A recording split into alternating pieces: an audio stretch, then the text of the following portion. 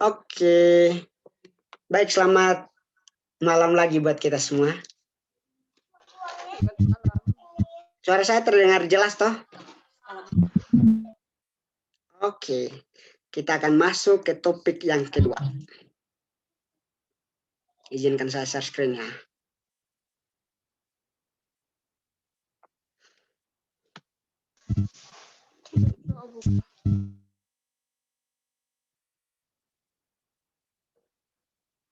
Kelihatan nggak share screen saya? Masih loading. Masih loading ya? Sudah kelihatan belum? Sudah. Oke, thank you. Baik, sebelum kita memulai topik kita yang kedua, saya minta kesediaan dari karena tadi baru saudara Leoni masuk, jadi saya minta kesediaan dari saudara Leoni untuk boleh doa buka untuk sebelum kita masuk ke topik pembahasan kita yang kedua. Oke, saudara Leoni, boleh pimpin kita dalam doa. Ya Tuhan, terima kasih ya Tuhan atas berkat dan kesetiaan hari ini ya Tuhan. Dan juga Tuhan, kami mau mendengar ya Tuhan apa yang disampaikan ya Tuhan, tolong berikan bimbing kami ya Tuhan supaya kami dapat mengerti apa yang diajarkan dan diberikan tahu kepada kami ya Tuhan. Ini doa dan permohonan kami, amin. Amin. Terima kasih. Jadi nanti sama ya. Jadi saya akan memaparkan materinya. Nanti di akhir ada pertanyaannya, ada sesi tanya jawab dan kita akan diskusi. Saya harapkan nanti ada pertanyaan. Oke, biar kita diskusi bareng kita sama-sama. Baik. Materi kita yang kedua adalah bertumbuh di dalam Kristus. Bertumbuh di dalam Kristus.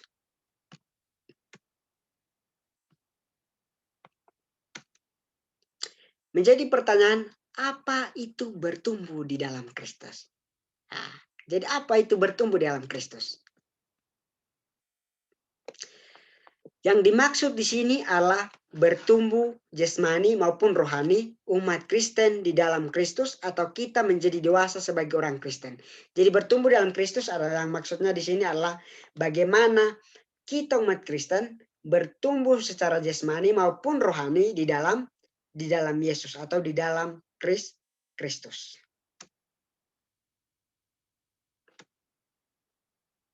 Mengapa kita harus bertumbuh di dalam Kristus? Itu pertanyaannya. Mengapa kita harus bertumbuh di dalam Kristus? Kita tahu bahwa mulai Adam dan Hawa manusia pertama telah jatuh ke dalam dosa dan sampai sekarang manusia cenderung melakukan dosa.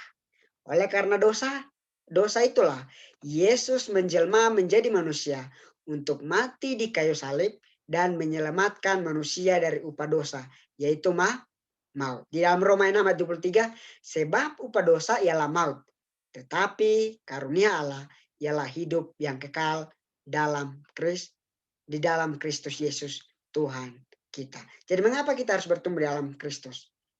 Yang pertama adalah kita harus tahu bahwa sejak Adam dan Hawa jatuh ke dalam dosa, sampai sekarang dunia atau manusia semakin jahat dan semakin merusak tubuhnya dan lain sebagainya. Yesus datang ke dunia sebagai manusia. Dia mau membuktikan kepada manusia bahwa manusia dapat mengalahkan dosa dengan iman. Di mana dia mengalahkan dosa dengan bergantung sepenuhnya kepada Bapaknya dan pada akhirnya dia menang. Yohanes 4:34. Kata Yesus kepada mereka, makananku ialah melakukan kehendak Dia yang mengutus aku dan menyelesaikan pekerjaannya. Jadi, kenapa kita harus bertumbuh dalam Yesus? Karena di dalam Yesus kita bisa mengalahkan dosa. Dengan bergantung sepenuhnya kepada Yesus, kita dapat mengalahkan iblis itu. Ingat, Yesus sudah membuktikan itu sebelumnya. Di mana pada saat dia datang ke dunia, dia mati di kayu salib. Dia datang sebagai manusia, dia juga dicobai. Tapi dia tidak berbuat dosa. Karena kenapa? Karena dalam Yohanes 4 ayat 34, kata Yesus kepada mereka, makananku ialah melakukan kehendak dia yang mengutus aku dan menyelesaikan pekerjaan. Jadi Yesus pada saat datang di dunia, 100% manusia, 100% Allah, dia selalu melakukan kehendak Bapaknya. Jadi kita juga harus belajar dari Yesus. Mengapa kita bertumbuh dalam Yesus? Karena Yesus memiliki karakter yang luar biasa. Bagaimana pada saat dia datang ke dunia, dia selalu bergantung sepenuhnya kepada Bapaknya. Dia selalu melakukan kehendak Bapaknya. Yang kedua, yang berikutnya, Yohanes 15 ayat 10, jikalau kamu menuruti perintahku, kamu akan tinggal di dalam kasihku, seperti aku menuruti perintah Bapakku yang tinggal di dalam kasihnya. Jika kamu menaati semua perintahku, kamu akan tinggal di dalam kasihku sama seperti aku telah menaati perintah Bapa dan tinggal di dalam kasihnya. Ini ulang ya ayatnya ya. Jadi yang mau digarisbawahi di sini adalah Yesus selalu menuruti perintah Bapaknya. Dia selalu tinggal di dalam kasih Bapaknya. Jadi ketika kita bergantung sepenuhnya kepada Yesus, maka kita juga sanggup mengalahkan dosa. Jadi mengapa kita bertumbuh dalam Yesus? Mengapa kita harus bertumbuh dalam Yesus? Agar kita sanggup mengalahkan dosa. Atau kita sanggup untuk boleh melawan iblis. Karena hanya dengan bergantung sepenuhnya kepada Yesus. Dan dengan Roh Kudus, kita boleh dapat mengalahkan dosa ini. Karena tadi awal saya sudah katakan, dari Adam dan Hawa pada saat mereka jatuh ke dalam dosa, sampai saat ini, manusia selalu melakukan kejahatan atau dosa. Dosa merajalela di mana-mana. Kolose 1 ayat 13 dan 14, ia telah melepaskan kita dari kuasa kegelapan dan memindahkan kita ke dalam kerajaannya yang kekasih. Jadi pada saat kita bertumbuh dalam Yesus mengatakan dia sudah melepaskan kita dari kuasa kegelapan dan memindahkan kita ke dalam kerajaannya yang kekasih. Ketika kita sudah menang terhadap dosa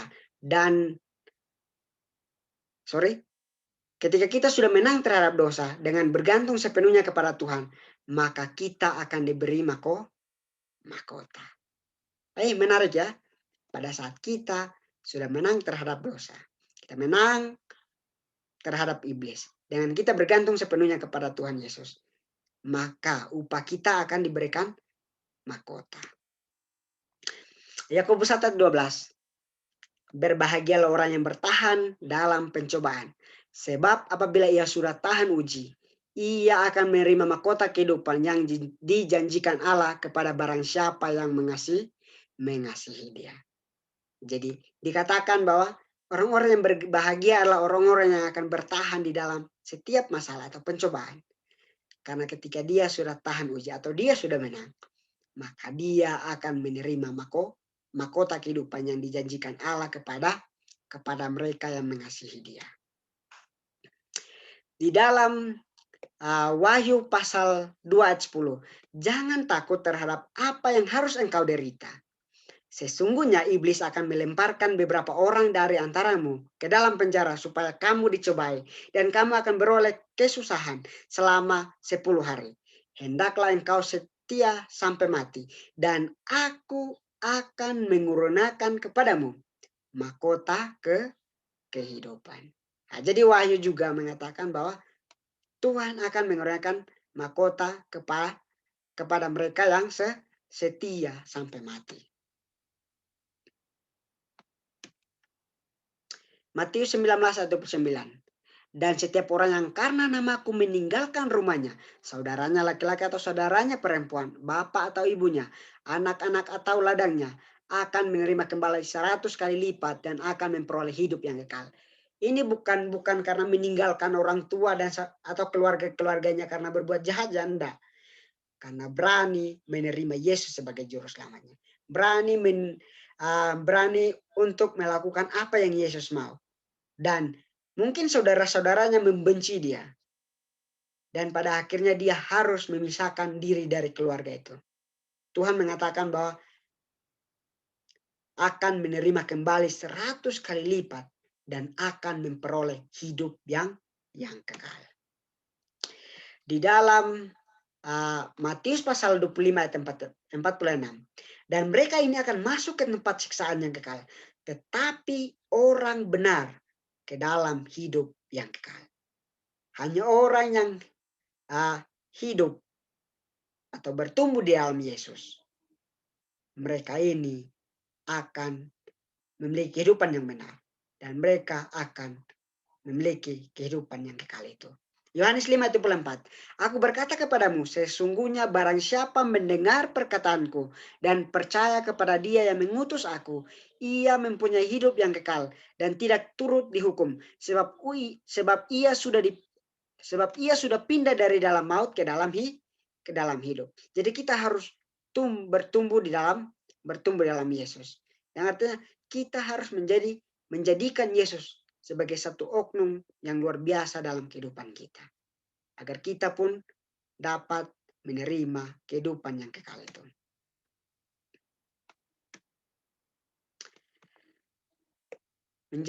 Menjadi pertanyaan lagi, apa tanda orang yang bertumbuh dalam Kristus? Gimana sih kita bisa tahu bahwa orang itu bertumbuh di dalam Kristus? Nah, gimana? Orang-orangnya seperti apa? Kita akan belajar. Yang pertama, kehidupannya berpusat pada Kristus, bukan diri sendiri lagi. Nah, jadi orang yang bertumbuh dalam Kristus, orang itu memiliki kehidupan yang selalu berpusat pada Kristus, bukan diri sendiri lagi. Di dalam Galatia 2 ayat 20. Mungkin ada yang boleh bacakan. Di dalam Galatia 2 ayat 20. Galatia 2 ayat 20. Namun aku hidup, tetapi bukan lagi aku sendiri yang hidup, melainkan Kristus yang hidup di dalam aku. Dan hidupku yang kuhidupi sekarang di dalam daging adalah hidup oleh iman dalam Anak Allah yang telah mengasihi aku dan menyerahkan dirinya untuk aku. Jadi Rasul Paulus mengatakan, hidupku bukan aku lagi, tapi Kristus. Yang artinya hidup dia berpusat kepada Kristus, bukan diri sendiri lagi. Jadi tanda orang yang bertumbuh dalam Kristus adalah kehidupannya berpusat pada Kristus, bukan diri sendiri lagi. Jadi kalau saudara mengatakan bahwa saudara sudah hidup bertumbuh dalam Kristus, tapi pada saat ini jika kehidupan saudara seringkali masih berpusat pada diri sendiri, bukan pada kehendak Kristus, maka kita harus belajar dari ayat ini. Nah, dari pelajaran ini kita diingatkan bahwa tanda orang yang hidup atau bertumbuh dalam Kristus, kehidupannya berpusat pada Kristus, bukan pada diri sendiri lagi.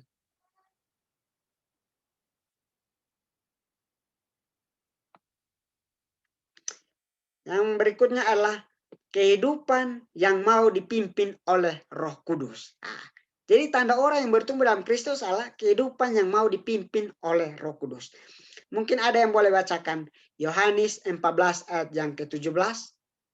Nanti ada yang persiapkan Yohanes 16 ayat 13. Ada juga yang persiapkan Yohanes 16 ayat 8. Yohanes 14 ayat 17.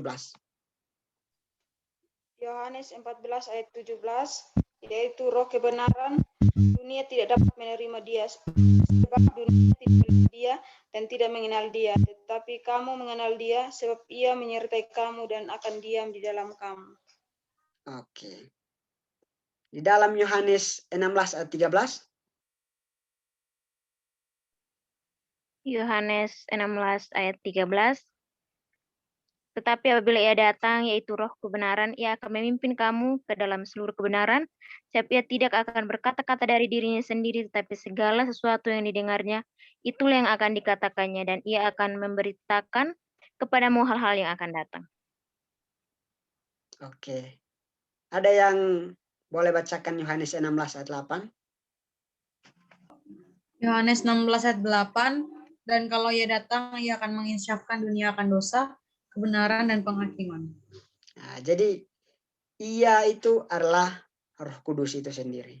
Jadi tanda orang yang bertumbuh dalam Kristus adalah kehidupannya yang mau dipimpin oleh Roh Kudus. Saya lihat ada tambahan ya. Selamat datang saudara saya Joseph. Terima kasih sudah hadir. Selamat datang, Pastor. Selamat malam juga, Pastor.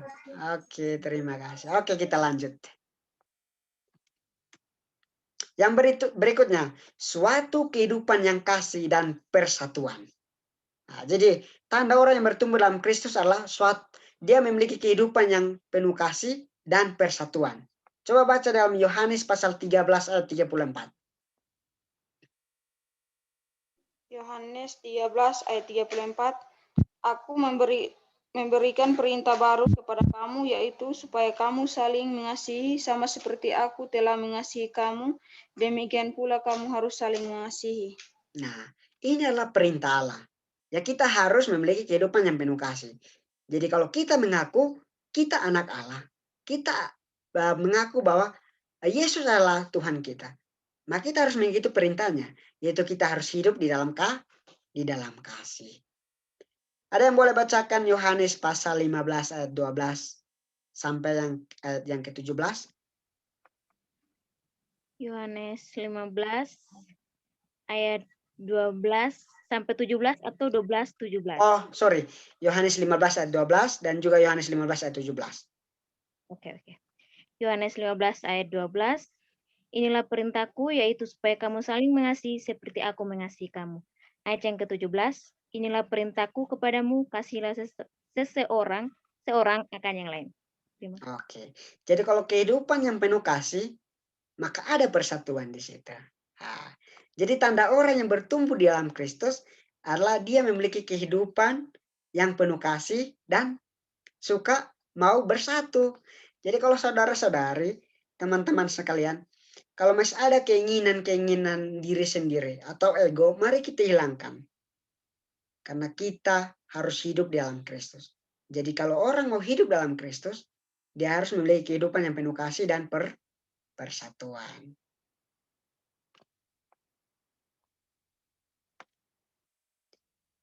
Yang berikutnya, dia harus menyangkal diri dan memikul salib. Lukas 9 ayat yang ke-23. Ada yang boleh bacakan?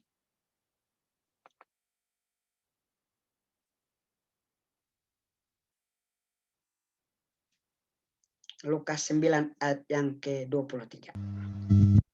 Lukas 9 ayat 23, katanya kepada mereka semua, setiap orang yang mau mengikuti aku, ia harus menyangkal dirinya, memikul salibnya setiap hari dan mengikut aku. Nah, jadi kata Yesus, jika ada orang yang mau mengikuti dia, yang artinya jika ada orang yang mau bertumbuh di dalam dia, nah, dia harus menyangkal dirinya dan memikul salibnya. Yang artinya bukan kehendak dia yang akan dia jalani lagi. Tapi harus sesuai dengan kehendak Allah. Jadi dia harus menyangkal dirinya. Bukan menyangkal diri, bukan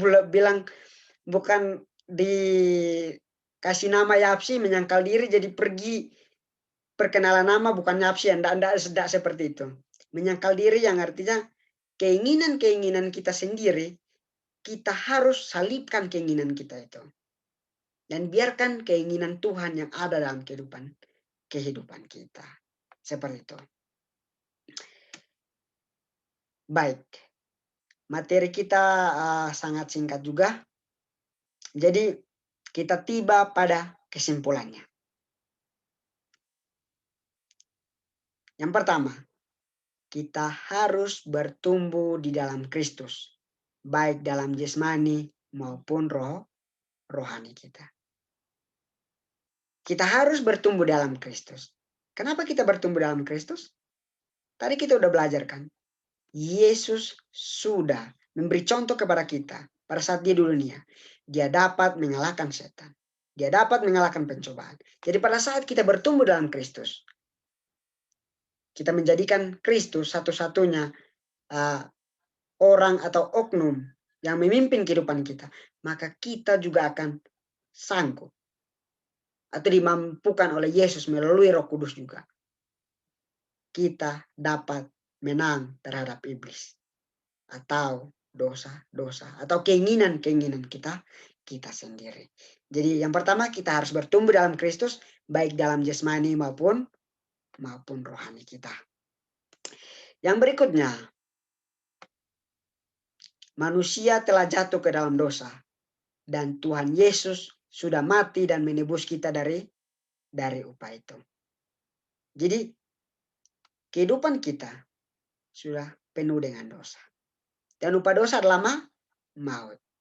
Tapi ingat, Yohanes 3 ayat 16 itu. Tuhan Yesus sudah mati. Dan dia sudah menembus kita dari upah dosa itu. Jadi pada saat kita berada dalam Kristus, maka keselamatan itu juga akan menjadi milik kita. Yesus adalah contoh atau teladan bagi kita. Bagaimana kita bisa mengalahkan setan dalam hal berbuat dosa.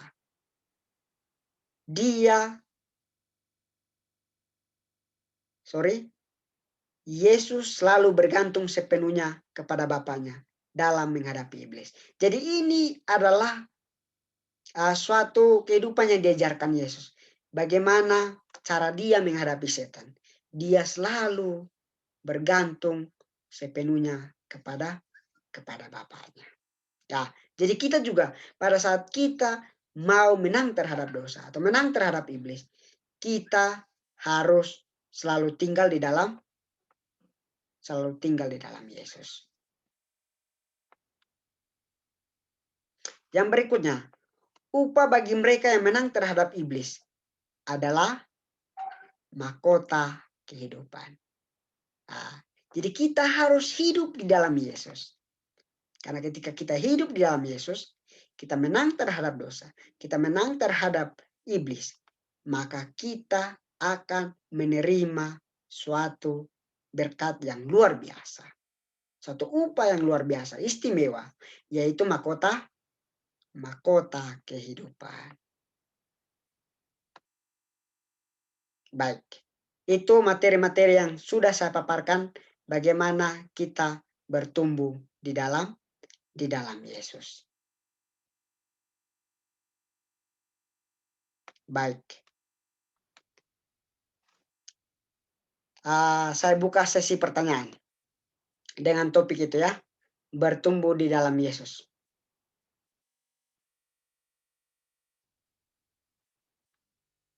Gimana? Ada pertanyaan seputar itu? Bertumbuh di dalam Yesus?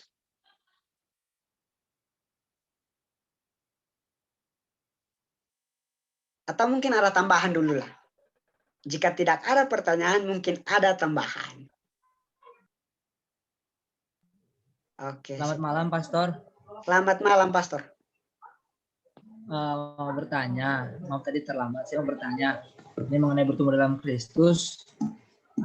Jika dalam kasusnya seperti ini, Pastor, kita belum mengenal akan kebenaran, maksudnya kita belum mengenal akan kebenaran Kristen, belum ada yang memberitakan Injil kepada kita, begitu ya.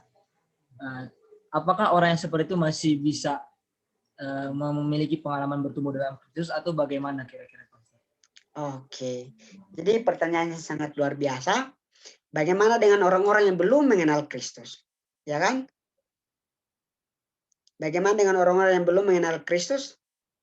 Pertanyaan selanjutnya apa ya tadi? Apakah mereka bisa memiliki pengalaman bertumbuh dalam Kristus itu? Oke, apakah mereka akan memiliki pengalaman bertumbuh dalam Kristus? Oke, sebelum saya menjawab, mungkin kita kan diskusi nih kan. Mungkin dari Kak Giovanni. Kak Giovanni, sorry. Kak Yusma. Gimana menanggapi pertanyaan itu, Kak? Apakah orang yang belum mengenal Yesus, apakah mereka akan memiliki pengalaman bertumbuh dalam Yesus?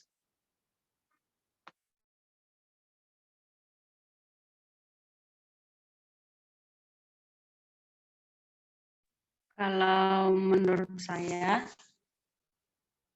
ya contoh ini bayi harus lahir dulu baru bisa tumbuh. Kan? Harus lahir dulu baru bisa tumbuh. Ya artinya ya harus lahir dulu dalam Kristus, dengan kata lain harus mengenal Kristus baru bisa bertumbuh. Ya itu sih Kak menurut saya. Jadi gini Pastor, jadi jawabannya dari Kak Yusma, orang itu harus lahir dulu baru tumbuh. Yang artinya dia harus lahir dalam Yesus dulu baru bisa mengalami yang namanya dia bertumbuh dengan Yesus. Seperti itu ya? Ya Kak Yusma. Ya menurut saya seperti itu Kak. Oke, terima kasih. Oke, mungkin saya ke Saudara Rido dulu. Tadi sempat terputus ya tadi ya. Oke, mungkin mudah-mudahan tidak terputus lagi. Oke, Saudara Rido, gimana Bang? Gak apa-apa. Gimana menanggapi pertanyaan itu, Bang?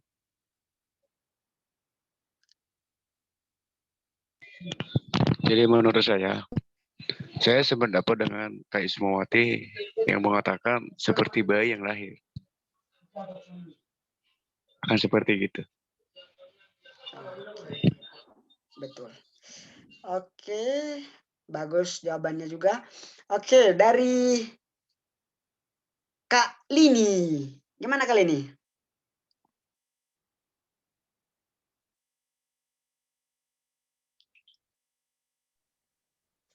Kalau dari saya, ya seperti Kak Yusma bilang juga sama. Tapi itu melalui kita atau para penginjil itu, saudara kita yang belum mengenal kebenaran itu, kita doakan mereka. Dan juga kita bisa kasih melalui buku-buku sehingga mereka itu mau mengenal.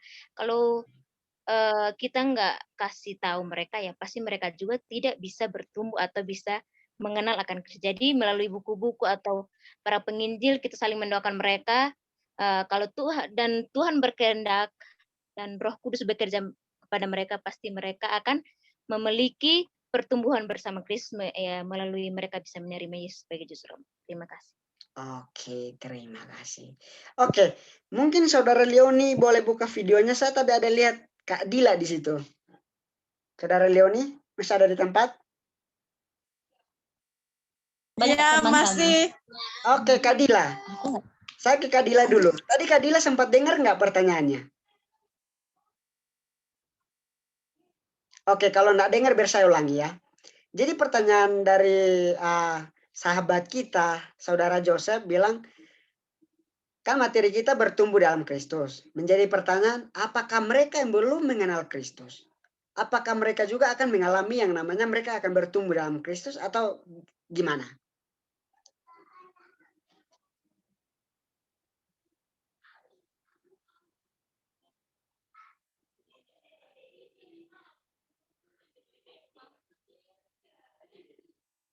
Oh enggak, pertanyaannya. Enggak lah bilang. Pertanyaannya gini Kak, apakah orang yang belum mengenal kebenaran atau belum mengenal Kristus, mereka akan mengalami yang namanya pengalaman bertumbuh dalam Kristus?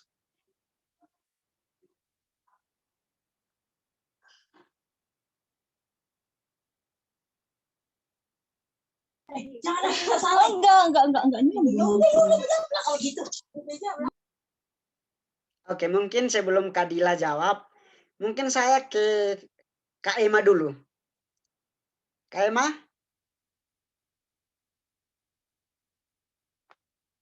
Apa Kak Emma ada di tempat? Oke, sebelum Kak Emma juga saya ke Saudari Jessica dulu. Saudari Jessica. Gimana? Dari tadi ditanya malah ketawa-ketawa ini. Tapi nggak apa-apa, dia happy mungkin, dia happy. Mungkin dengan diketawakan ada pencerahan. Oke. Kalau menurut saya, apakah orang yang belum, tadi pertanyaan, apakah orang yang belum mengenal kebenaran itu bisa disebut memiliki pengalaman bertumbuh dalam Kristus kan? Yes. Kalau menurut saya,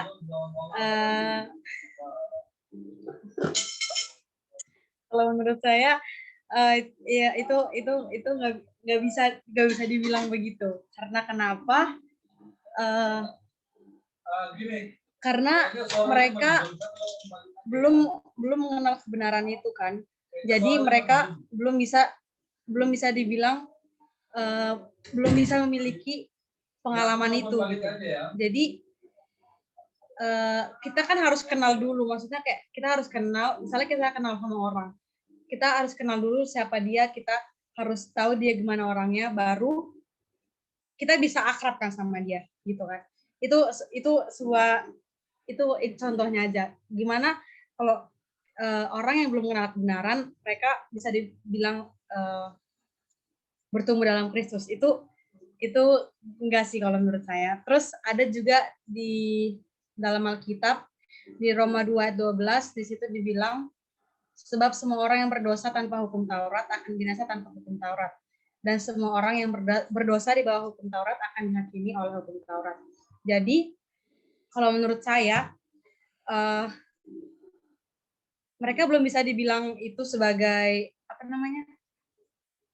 bertumbuh dalam Kristus, tapi seperti Kristen lain, mereka tahu, maksudnya mereka udah tahu kebenaran itu. Ya, tadi saya juga sempat diskusi sama bapak saya. Beliau bilang bahwa mereka akan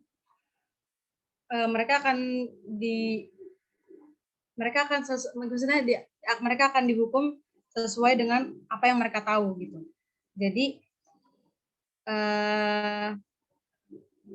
berdasarkan apa tadi pertanyaan Bang Ocep tadi, dia bilang, tapi jawaban saya itu enggak, dia nggak bisa bertumbuh dalam Kristus, dia harus kenal dulu baru itu bisa dibilang bertumbuh dalam Kristus. Makasih. Oke, terima kasih. Oke, Kak, siapa lagi? Kak Dilan bisa ada di tempat kah?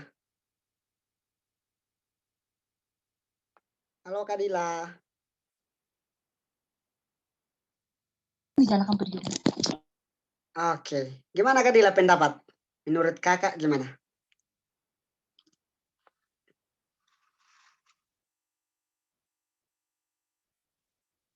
Halo Kak Dila. Oke, mungkin ada sesuatu dan lain hal ini. Oke, saya ke Kak Emma dulu lah. Kak Emma, gimana dengan pertanyaan, menanggapi pertanyaan seperti ini? Tadi kan kita udah belajar bertumbuh dalam Kristus nih. Menjadi pertanyaan, apakah orang itu belum mengenal Kristus? Apakah dia akan memiliki pengalaman bertumbuh dalam Kristus? Kalau menurut saya belum, karena dia kan belum mengenal kebenaran. Jadi kalau kita yang sudah mengenal kebenaran, kita harus menuntun mereka supaya mereka bisa mengetahui kebenaran itu dan mereka bisa bisa bertumbuh dalam Kristus. Bertumbuh dalam Kristus. Ya. Oke, Kak Dila masih ada di tempat nggak ini ya? Halo Kak Dila. Boleh. Tanya aja apa yang mau ditanyakan. Yang penting mengenai topik kita, jangan topik kita lain tanya tentang pacarannya, nanti enggak ditanggapi nanti. Canda. Oke, Kak Dila. Atau sebelum Kak Dila, Kak Leoni lah. Gimana Kak Leoni? Atau kalian mempersatukan suatu pemikiran dalam satu jawaban dan mememparkan itu semua?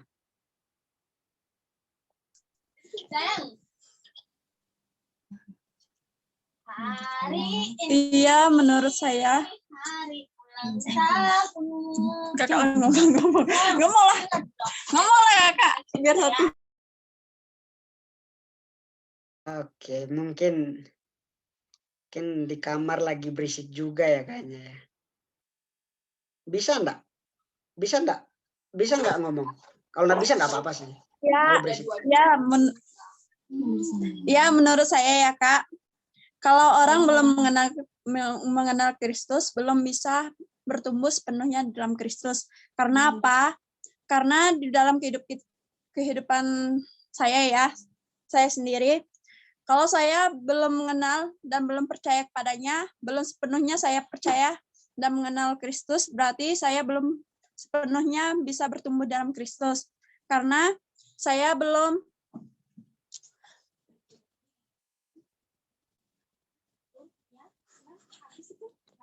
aduh.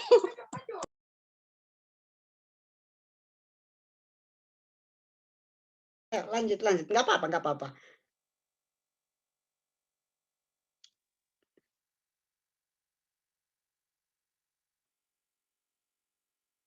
Lanjut Kak, nggak usah malu-malu.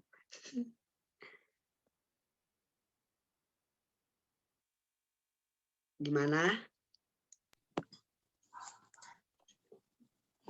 Ya, ini ya Kak, saya kesaksian.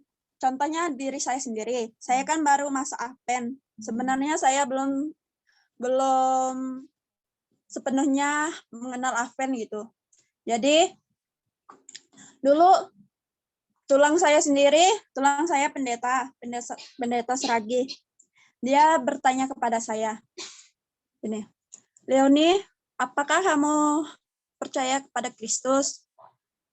Dan kamu Kristen, tapi apakah Yesus tuh, dia bertanya kepada saya, Yesus tuh ada di mana? Jadi saya jawab, Yesus tuh ada di dalam hati saya sendiri. Saya jawab begitu. Tapi dia bilang begini, kalau kamu bilang Yesus ada di dalam hatimu, dalam kehidupanmu, berarti kamu percaya Kristus atau enggak? Terus saya jawab, saya belum sepenuhnya percaya kepada Kristus. Kenapa? Karena saya belum tahu semua tentang kebenarannya. Jadi, kalau kita percaya, berarti kita harus mengenal dan tahu tentang siapa dia dan bagaimana ajarannya dan hukum-hukum Taurat yang dia kasihkan. Berarti di dalam Alkitab kita bisa tahu, belajar, kata tulang saya. Kalau kayak gitu, berarti kamu harus belajar sepenuhnya di dalam Alkitab. Karena kalau kita belum tahu sepenuhnya, berarti kita belum bisa mengenal dia dan belum mengerti sepenuhnya tentang apa yang kita percaya di dalam kehidupan kita. Jadi begitulah Bang Yapsi. Oke, terima kasih, jawaban sangat luar biasa. Sangat luar biasa. Oke, Saudara Joseph present ini ada pertanyaan lagi atau? Iya Pastor, saya jadi bertanya toh teman-teman ada kasih pendapat yang beragam dan memang itu adalah suatu jawaban yang menarik dan tidak salah dan saya juga lagi belajar juga ya. Tapi pas tadi saya berpikir bagaimana dengan kondisi pertobatan Saulus, gitu. Saat dia bertobat dia belum mengenal Allah sama sekali, bahkan dia hanya tahu bahwa apa yang orang-orang Kristen sembah itu adalah Allah yang salah, makanya dia basmi semua. Nah, bagaimana dengan kondisi seperti itu? Tapi dia sudah mengalami pengalaman yang bahkan jauh lebih dalam daripada kita yang sudah mengenal Kristus dari lahir. Nah, apakah itu tandanya itu bukan pengalaman dengan Yesus karena dia belum pernah mengenal, atau bagaimana nih Pastor? Untuk ini saja jadi bahan diskusi. Oke, terima kasih. Oke, dari saya ya dulu. Mungkin dari saya gini. Bertumbuh dalam Kristus, bagaimana menjadi pertanyaan, bagaimana dengan orang yang belum mengenal Kristus, mungkin belum menerima Yesus, apakah dia akan mengalami yang namanya bertumbuh dalam Kristus? Pandangan saya seperti ini. Mungkin bisa dikatakan dia bertumbuh di dalam karakter Kristus. Walaupun dia belum menerima Yesus. Tapi mungkin dia mengenal Yesus atau mengenal cerita Yesus, mungkin dari buku-buku dan lain sebagainya. Walaupun dia belum siap menerima Yesus, tapi dia mungkin sudah membaca tentang Yesus, karakter Yesus. Yang pertama, mungkin bisa saja dia bertumbuh memiliki pengalaman bersama Yesus di dalam karakter Yesus, yaitu kasih. Betul enggak? Mungkin dia memiliki pengalaman bertumbuh dalam Yesus, yaitu dengan kasih. Yang kedua, mungkin persatuan, keadilan, kan itu adalah karakter Yesus. Walaupun dia belum menerima Yesus. Karena ingat, bukan dikatakan orang yang sudah benar-benar menerima Yesus itu adalah baptisan. Enggak. Bukan diukur dari baptisan. Ada orang yang mungkin belum siap untuk dibaptis, tapi mungkin dia sudah mungkin belajar tentang Yesus. Tapi jika pertanyaannya, dia belum benar-benar sekali mengenal Yesus, mungkin secara kita bisa lihat dan saya bisa tanggapi bahwa pada saat saya menilai dia, saya belum bisa katakan dia bertumbuh di dalam Yesus. Tapi mungkin dia memiliki pengalaman atau dia memiliki karakter seperti Yesus. Jika karakternya sesuai dengan karakter Yesus. Ya contohnya karakter Yesus kasih. Ya kalau dia orangnya suka mengasihi, ya bisa dikatakan juga. Ya dia itu memiliki pengalaman atau memiliki karakter Yesus. Walaupun dia belum mengenal Yesus. Mungkin dari saya seperti itu. Gimana, Pastor? Jadi kalau mengenai Paulus, ya mungkin awal-awalnya tuh dia kan belum mengenal Yesus nih. Ya kalau kita melihatnya berarti bisa dikatakan ya dia belum bisa bertumbuh dalam Yesus. Bisa belum dikatakan seperti itu. Karena kenapa? Karena dia kan belum mengenal Yesus. Ya tadi udah jawabannya ya sama seperti dilahirkan. Kalau orang belum dilahirkan, ya gimana dia mau bertumbuh? Contohnya saya katakan Joseph, saudara Joseph adalah sahabat saya. Saya akan bersaksi tentang saudara Joseph. Tapi saya tidak tahu saudara Joseph ini siapa. Saya juga tidak mengenal namanya. Karakternya juga tidak tahu. Ya bagaimana saya bisa katakan bahwa saya akan bersaksi tentang saudara Joseph. Jika saya belum mengenal dia. Nah, kira-kira seperti itu. Gimana Pastor? Mungkin ada sanggahan atau mungkin Pastor ada mau kasih pandangan atau seperti apa? Gimana? Oh, tidak kasih pandangan Pastor, kita mau belajar. Berarti begini Pastor ya, poin yang saya dapat dari Pastor tadi, artinya Paulus belum mengenal, tapi dia berarti berada pada pengalaman terlebih dahulu ya. Dia memiliki pengalaman lebih dahulu, baru dia kenal Tuhan dan bertumbuh. Begitu ya Pastor ya? Iya. Itulah Pastor. Jadi kalau orang dikatakan bertumbuh di dalam Kristus, ya dia harus ada di dalam Kristus dulu, baru dia mengatakan dia bertumbuh dalam Kristus. Tapi mungkin memiliki pengalaman di dalam Kristus ya berbeda lagi kan. Nah, kalau pengalaman seperti Kristus kan bisa pengalamannya mungkin dalam hal kasih, ketekunan, keadilan, dan lain sebagainya. Nah, bisa dikatakan seperti itu. Terima kasih Pastor. Terima kasih, Oke, teman-teman. terima kasih. Terima kasih juga semua yang sudah kasih jawaban-jawaban yang luar biasa. Mungkin tadi Kak Lini tadi mau bertanya ya? Enggak ya? Mau bertanya sedikit. Ini kan tentang bertumbuh dalam Kristus. Lihat di pengalaman di jemaat. Terkadang umat itu tidak bisa bertumbuh di dalam Kristus oleh karena faktor pendetanya. Ini ya lihat dari pengalaman ya. Kadang pendeta, pokoknya bukan berarti saya judge pendeta ya, bukan. Kadang memang teorisi memang kebanyakannya ya kita harus begini. Tetapi untuk melawat saja ke jemaat itu kadang jarang. Gimana umat mau bertumbuh sedangkan perlawatan dari pendeta saja kurang? Adakah solusi yang terbaik yang bisa diberikan? Mungkin dipindahkan pendetanya atau gimana supaya umat-umat itu bertumbuh?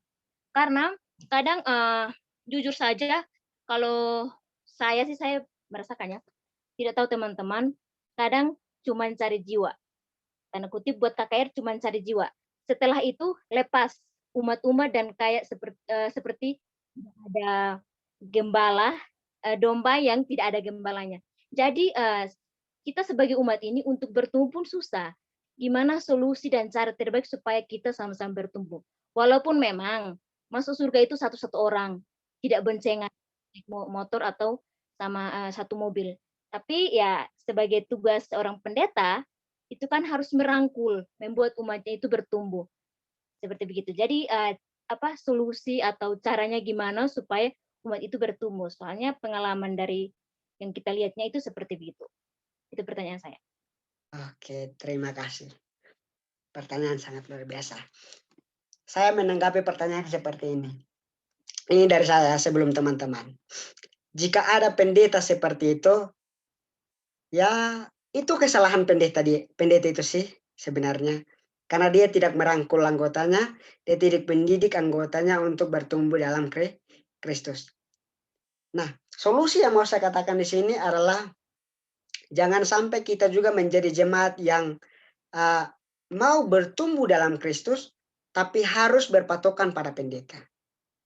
Yang artinya mengatakan dalam diri bahwa ya saya mau bertumbuh, tapi karena pendetanya malas-malasan, nggak mau melawan, nggak mau ngajar, jadinya udah itu aja. Saya mau katakan bahwa kita juga harus menjadi jemaat yang dewasa. Yang artinya jangan sampai kita berpatokan kepada pendeta itu. Ya itu salah dia.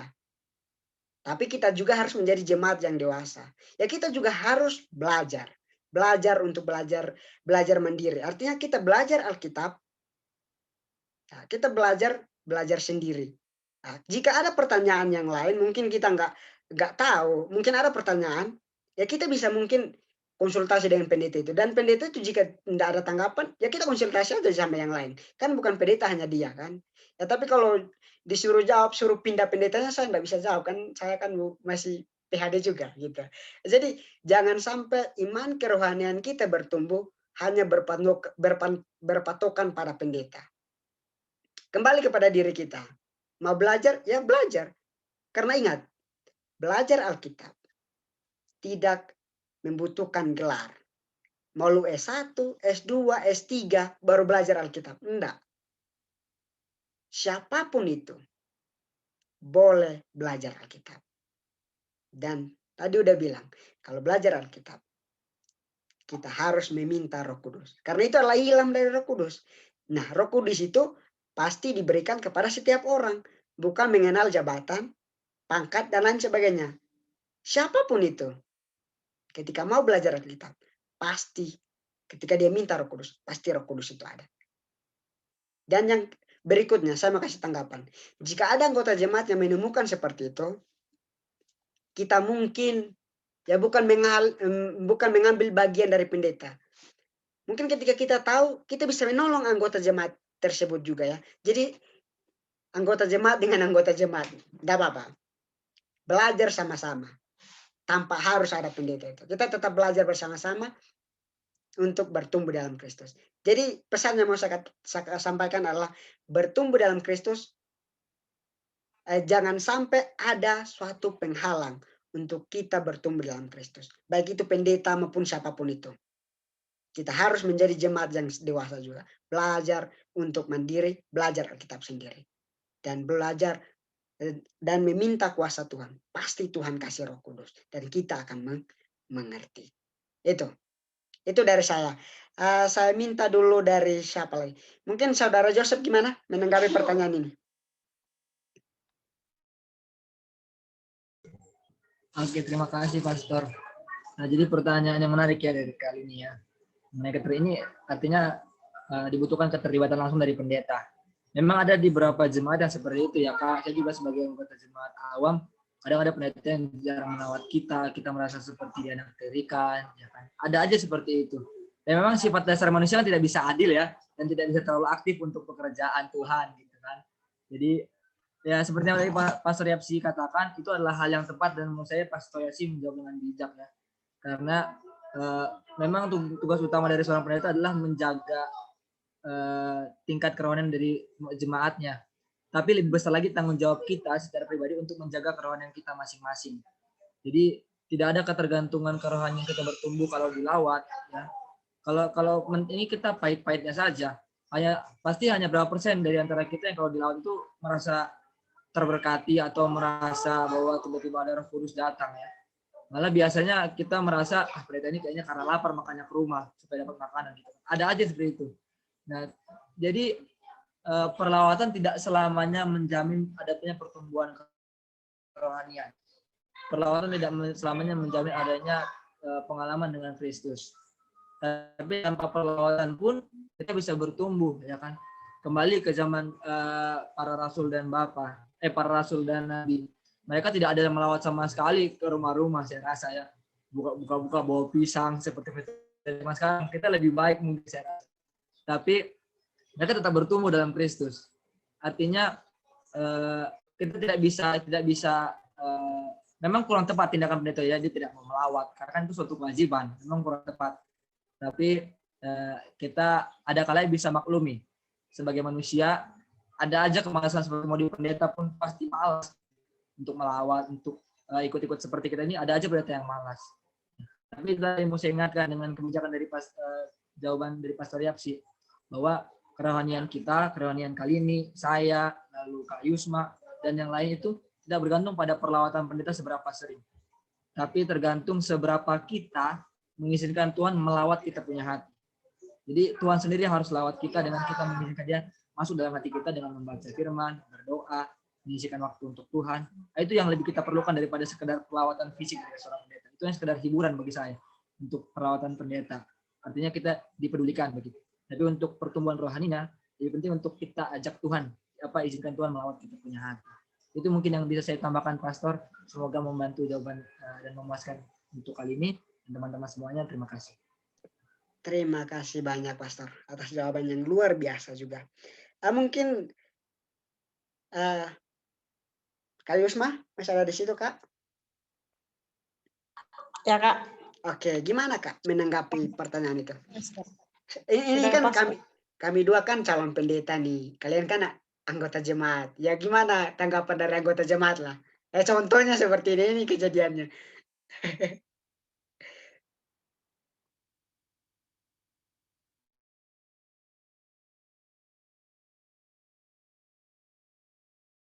Kalau menurut saya semua jawaban daripada teman-teman itu sudah pas, Kak. Oh, jadi langsung dipaskan langsung ya. Oke, terima kasih. Oke, dari Kak Jessica, gimana Kak menanggapi pertanyaan itu Kak? Ini seolah-olah kalian kasih pandangan lah. Atau gini aja, mungkin kalian kasih tanggapan kepada kami berdua, contohnya misalkan lah contoh nih, kami dua pendeta yang nantinya malas-malasan. Gimana solusi kalian? Kalian mau kasih masukan apa lah sama kami nih, ya kan? Solusinya seperti apa? Biar ini kan sama-sama belajar deh, jadi kami juga nanti belajar ke depannya kan gitu. Apa ini? Gimana Kak Jessica?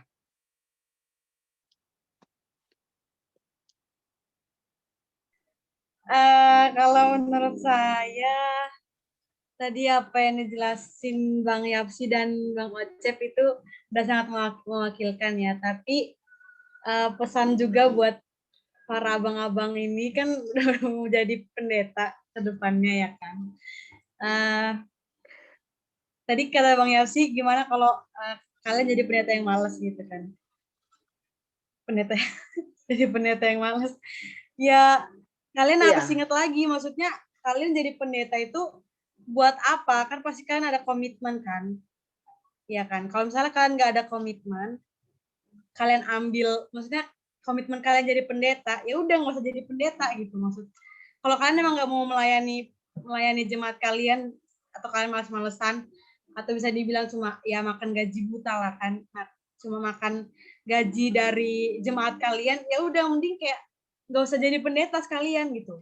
Yang penting intinya pertama itu kalian harus ingat komitmen kalian itu jadi pendeta itu buat apa gitu. Selain kita bisa melayani jemaat, ya kalian juga udah punya janji sama Tuhan atas apa yang kalian ambil gitu. Gitu aja sih menurut aku. Oke, terima kasih. Ya aku juga mau tambahkan nih. Jika ada pendeta kayak gitu, mungkin saran dari saya sih kali ini doakan pendeta itu, dan kalau bisa ada waktu, enggak apa-apa tegur aja pendeta, tapi tegur 4 mata ya, jangan nanti berdiri di depan mimbar baru pengumuman tolong Pak pendeta ini dipecat atau gimana, kami nggak terima lagi ya. repot lah kita kan. Nah, seperti itu. Jadi mungkin kita doakan juga pendetanya, dan kita juga bisa lah menegur pendeta itu dengan empat mata. Kita datang ke rumahnya, kita mungkin kasih tahu, mungkin Pak Pendeta, saya melihat iman kerohanian keanggotaan kita semakin menurun. Jadi saya mungkin Pak Pendeta bisa menolong ya dengan melawat dan lain sebagainya. Intinya kalau pesan saya, jangan sampai iman kerohanian kita bergantung sepenuhnya kepada pendeta itu. Nah, seperti itu. Kita harus menjadi jemaat yang dewasa juga. Oke, mungkin gimana kali ini? Pas ke belum ini? Lumayan. Kalau belum biar ketong lanjut. Lumayan menjawab. Oke, lumayan, masih lumayan ini. Ya, bisa. Oke.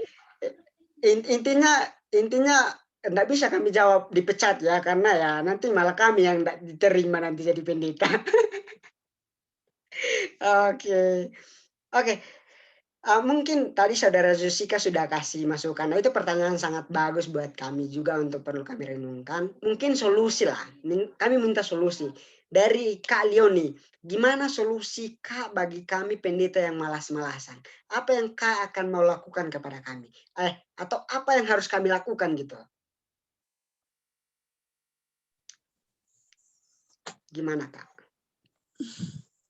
Saya jawabannya sama dengan kakak yang tadi, Kak Jessica. Gini, kalau menjadi pendeta berarti itu udah dari dirinya sendiri. Pendeta kan untuk melayani jemaatnya, berarti dia harus sepenuhnya membawa jemaat atau mengembalakan jemaatnya supaya jemaatnya dapat bertumbuh dalam Kristus tadi kan. Jadi saya setuju kalau pendeta tuh bukan profesi, dia itu jadi panutan lah untuk jemaatnya. Kalau dia nggak bisa jadi panutan, berarti di dalam suatu kalau gereja itu kan tempat perkumpulan untuk kita bertumbuh di dalam Kristus. Jadi kalau di dalam gereja itu tidak ada gembalanya, berarti tidak bisa sepenuhnya bertumbuh dalam Kristus. Jadi menurut saya makanya kebanyakan orang jadi pendeta itu, saya juga punya pendeta dulu seperti yang kakak bilang tuh. Pendeta tuh tidak bisa menjadi contoh, melayani, melawat jemaatnya. Jadi pernah seseorang menegur dia, kayak Bang Yaksi bilang, ditegur, dibilang malas-malasan supaya bisa lebih taat melayani, bisa melawat, supaya jemaatnya dapat bertumbuh, bertambah, berkembang. Jadi dia terkadang tersinggung dengan ucapan jemaatnya yang menegur. Jadi intinya dari saya ya, jadi pendeta harus komitmen lah, harus bisa mengayomi. Kalau dia nggak bisa jadi pendeta, mending dia jadi orang biasa daripada dia menambah banyak masalah, dosa gitu ya, dosa atau masalah di dalam kehidupannya. Mending kalau nggak bisa, terus terang nggak usah ngambil jadi pendeta lah, begitulah. Terima kasih. Oke, jadi ini pelajaran buat kita ini, saudara Joseph. Jadi harus ingat tanggung jawab kita. Terus kalau memang nggak bisa, ya jangan sampai ambil lah. Nanti jangan ada jadi batu sandungan buat jemaat. Yang ada gara-gara pendeta itu jadinya jemaat murtad juga jadinya. Jadi berdosa jemaatnya, ya kan? Jadi berpikir aneh-aneh, jadinya berdosa juga jemaat. Bagus, menarik ini. Bagus. Tapi jam kita udah menunjukkan mau jam 9. Jadi saya juga yakin besok kan kita ujian nih kan. Ada yang harus belajar. Ada yang mungkin sebelum belajar kan harus mungkin telepon ya orang-orang yang perlu disemangatin. Ya kan, jadi mungkin ada waktu mungkin kan untuk boleh nelpon orang-orang penyemangat kan. Jadi ya melihat waktu kita sisa 4 menit lagi jam 9. Oke. Mungkin sebelum saya tutup ada yang mungkin mau tambahkan? Ada yang mungkin mau tambahkan atau pas? Saya mau tambah sedikit saja. Oke. Tambah sedikit. Banyak juga Karena enggak apa-apa. lihat dari pasti teman-teman pernah lihat ada pendeta yang di jemaat itu pindah-pindah terus. Kenapa? Karena pindah-pindah terus bukan berarti dia karena tidak cocok dengan jemaat. Baru pelayanan sebulan atau belum sampai 1 triwulan, jemaat sudah mengeluh, aduh, tolong dulu pindahkan pendeta ini karena pendeta ini bla bla bla bla bla. Jadi sarannya, sekalian saran juga sebagai pendeta ya, jadilah pendeta yang rangkul jemaat, bukan berarti ya seperti yang pendeta katakan walaupun memang iman itu sendiri-sendiri, tapi rangkullah jemaat, doakanlah mereka, saling doakan biar jemaat itu bisa bertumbuh karena domba tanpa gembala itu sama saja seperti mengemudi dengan tanpa sopir. Jadi pasti jalannya itu akan jatuh. Walaupun memang tahu kalau itu, jadi ya sebagai pendeta sarannya itu jadilah pendeta yang baik kalau sudah masuk ke jemaat dan saling doakan juga biar tetap setia. Terima kasih. Amin. Terima kasih banyak. Intinya merangkul ini bukan merangkul khusus ya. Jangan ada yang salah merangkul ini kan. Gitu. Jadi merangkul itu semua jadi saudara gitu. Jangan nanti jadi pendeta cuma merangkul cewek-cewek ya. Kalau pendeta laki-laki ya. Merangkul cuma cewek-cewek yang dilihat kan ya. Salah juga kan. Ya, tapi enggak apa-apa lah. Menyelam sambil minum air. Canda ya, itu bercanda sebelum kita tutup. Oke, terima kasih banyak.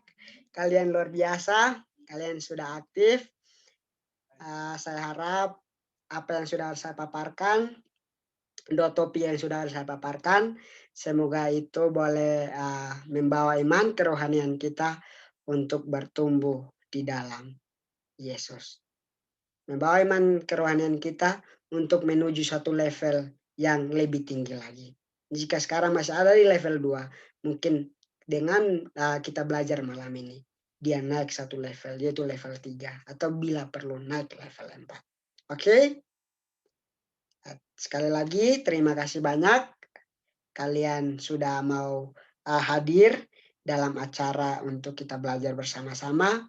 Saya tidak bisa membalaskan apa yang kalian sudah berikan kepada saya. Saya hanya berdoa semoga Tuhan Yesus selalu menyertai, memberkati kalian dan keluarga kalian masing-masing. Dan saya hanya berdoa khususnya semoga pertemuan kita di dunia ini, semoga pertemuan kita bukan hanya di dunia ini, tapi kita juga akan bertemu di surga nanti. Amin. Oke. Sebelum saya tutup, mungkin ada yang perlu didoakan? Doa khusus? Midterm. Mid ya. Oke. Ada Kak, Apa tuh? doakan adik Kadila dalam masa pemulihan. Oke. Soalnya dia sakit. Oke, terima kasih. Ada lagi? Usulan doa, saya sementara buat skripsi, jadi tolong doakan supaya tahun ini bisa selesai.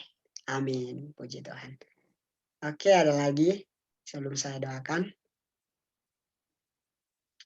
Oke, terima kasih. Jika tidak ada, mari kita tunduk kepala. Ini Pastor. Oke, apa? Tolong didoakan cuaca kita lah masing-masingnya, karena cuaca lagi tidak menentu, jadi kadang sinyal ada, sinyal enggak gitu ya. Jadi semoga cuaca kita boleh membaik. Oke, doakan cuaca ya supaya stabil.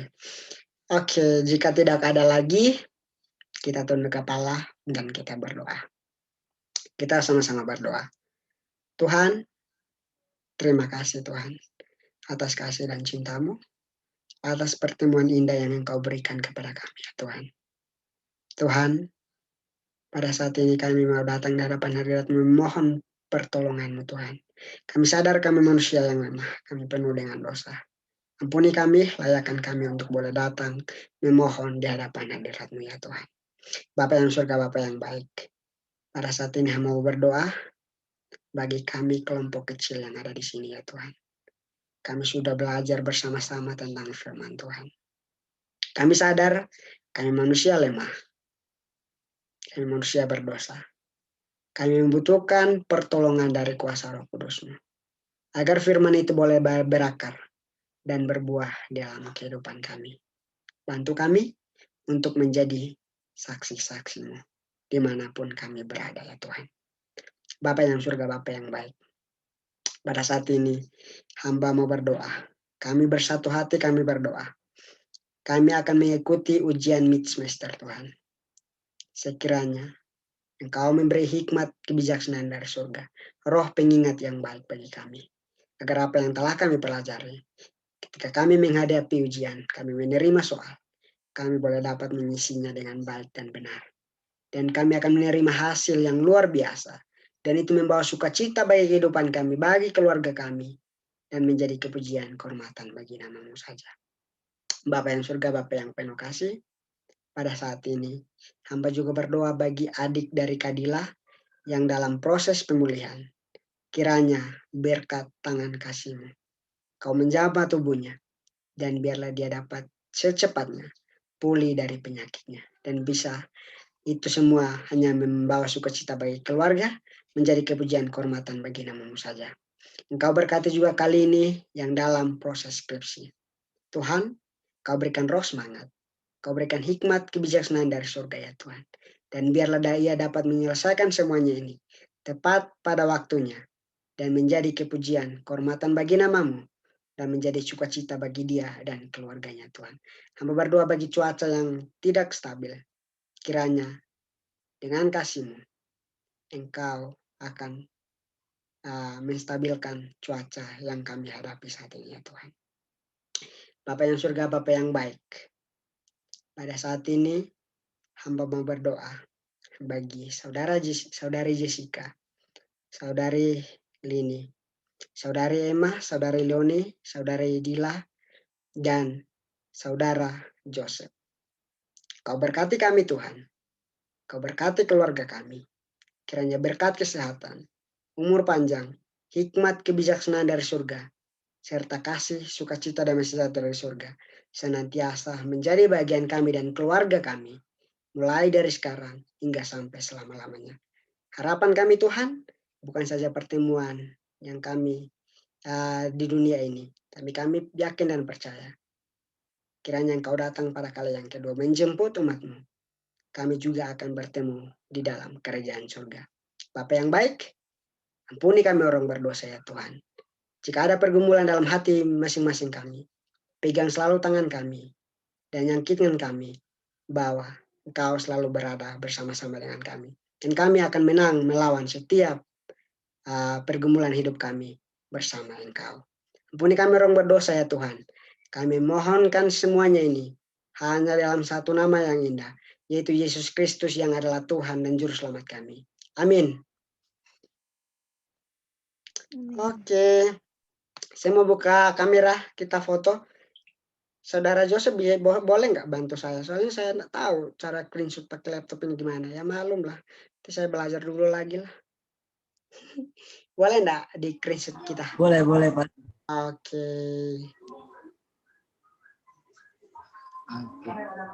Kita sesi foto ya teman-teman ya. Teman-teman kasih senyum terindah setelah kita mendengar firman Tuhan. Oke, 2 kali foto.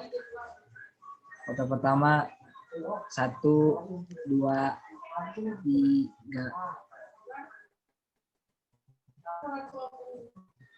Sekali lagi 1. Sebenarnya yang ikhlas teman-temannya harus semangat. Oke. 1, 2, 3. Oke, terima kasih teman-teman. Sebelum kasih, Pastor.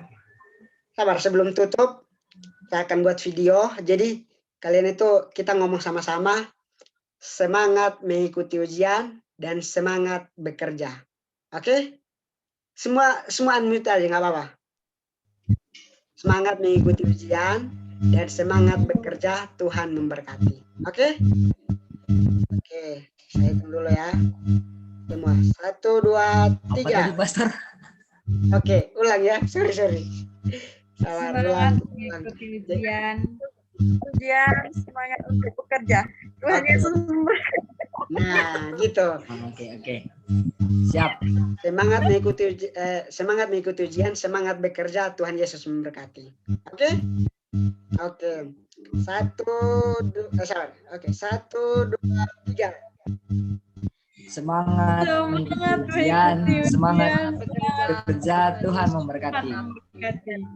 Amin. Terima kasih semuanya. Terima kasih Terima juga. kasih, Pastor. Berkati kalian Terima semua kasih ya. banyak sih. Oke, makasih. Oke. Tutup lah.